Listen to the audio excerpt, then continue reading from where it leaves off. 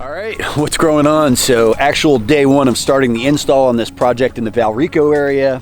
The guys are in the trucks taking lunch right now, so unfortunately not getting that action shots going on, ripping stuff out of the ground, cutting sod. But I just wanted to walk the site again and show you what progress has happened here in a few hours.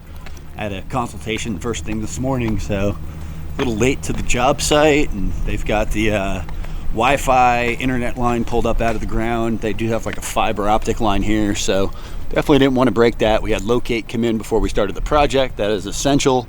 And you can see they've started to sod cut what areas were cuttable.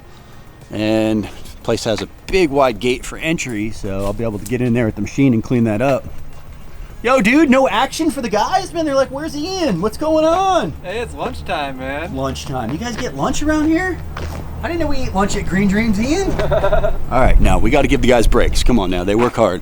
So still got some stink vine left here on the light. We got to get that ripped off, but grass has been cut since I was here the other day, and we got some things piled up. So we're gonna get in here with the Bobcat in a minute. It's gonna look a little different. Woo! Getting her done. So this is why we have tools for the job. Got a bunch of these piles out of here. Got the huge bushes out up by the house. Getting ready to rip out these junipers. But what's up is I ripped this giant monstrosity out of the center of the backyard. Look at this bad boy. Woo! Oh hey, we making a mess? You know it? Woo! You guys are doing a good job. Hey. Whoa, look at the size of that thing. I'm like a big kid out here and I get to play in the dirt.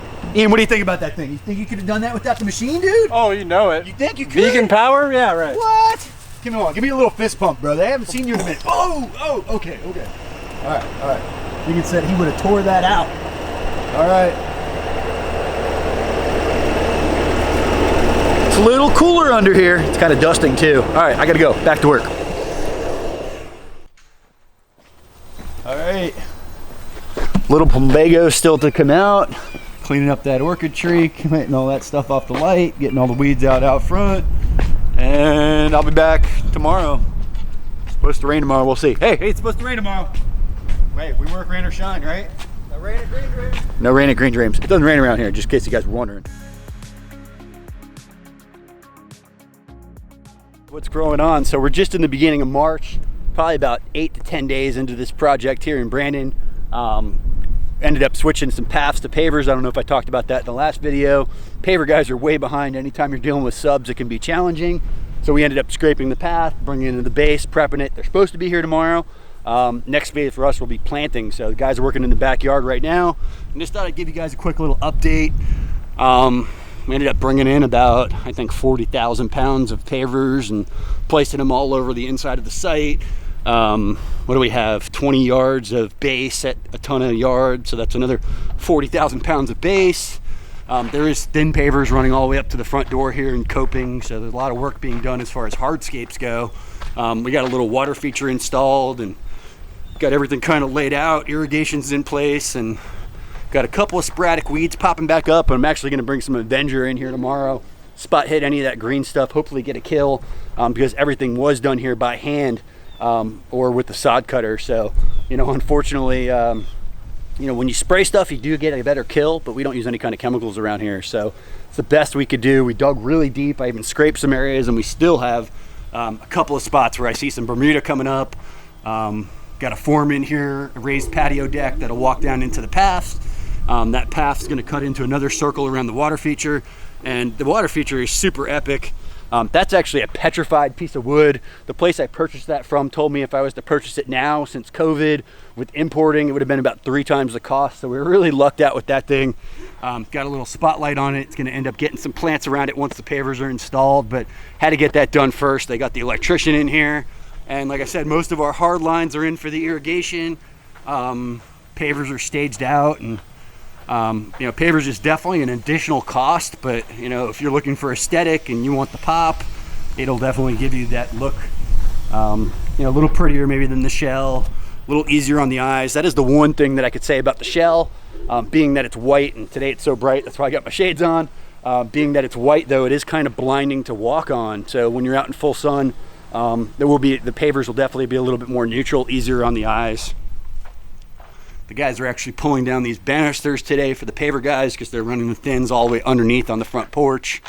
And we got the big Hong Kong orchid cleaned up, tea tree cleaned up. Guys dug a banana pit over here. We tied the gutter into it. We got a 6-inch drain running over.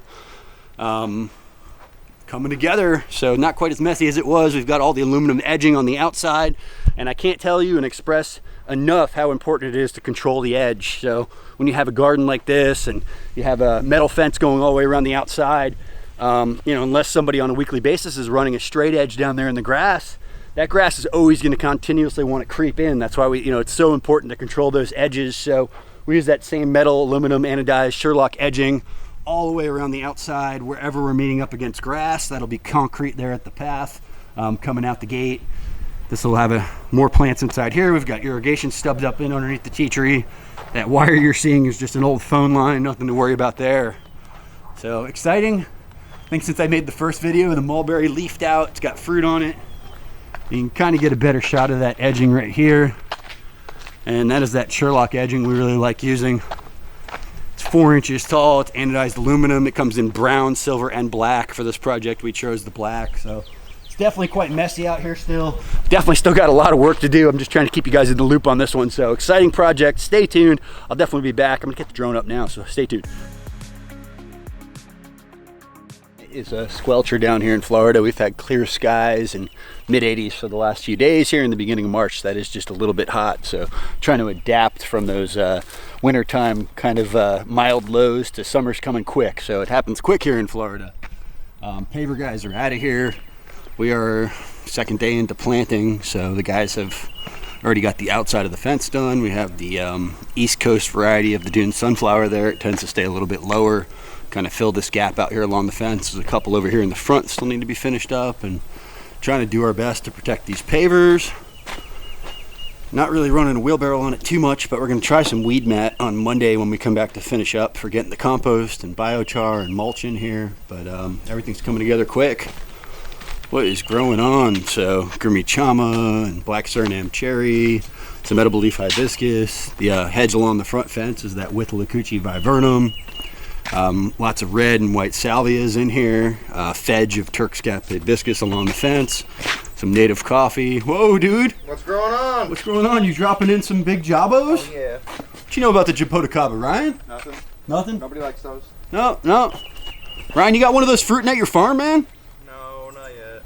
One day. He's supposed to be a plant collector. This guy. All right. Taylor won't come off any. We might have to fix that problem. So, yeah, some big jabos. Down in this bed, we got a lot of perennials: Sisu spinach, Okinawan spinach, longevity spinach, a couple of the native tea. I'm sorry, not native, but tea Camellia simensis.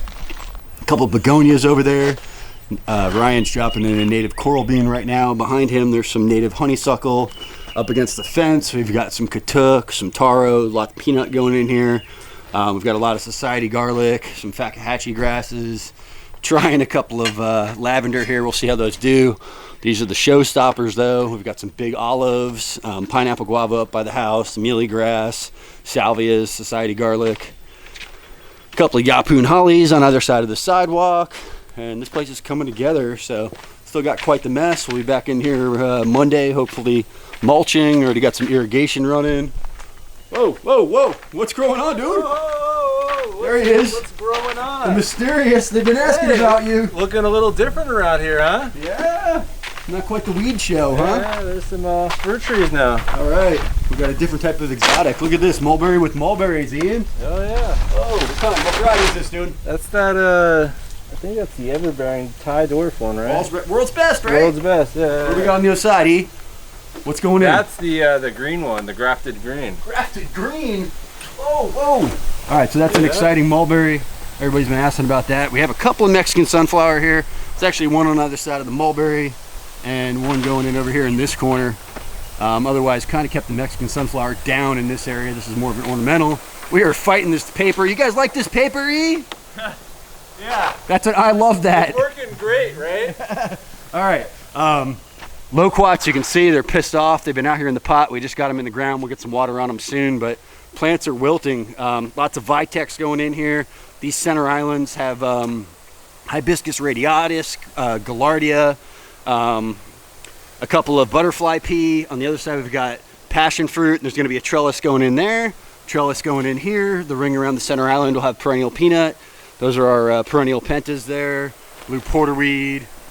And that's about what I got to show you now on this mess. Definitely got some things to get in the ground, some water to get out here. Plants are dry. I've got some native firebush, sweet almond in here, vitex.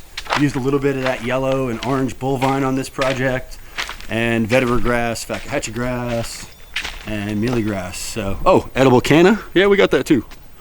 All right, boys, pound dirt. All right, just trying to keep your phone out here. It is hot. I need to go get some coconuts, but this one's coming along. Hopefully wrap it up on Monday. What I need to do is get that drone up and show you guys the overhead. The pavers look awesome. So thanks for staying tuned in. I hope you guys enjoyed this quick video. If you haven't subscribed yet, please go ahead and do so. Most importantly, you know what we do around here? We pound dirt.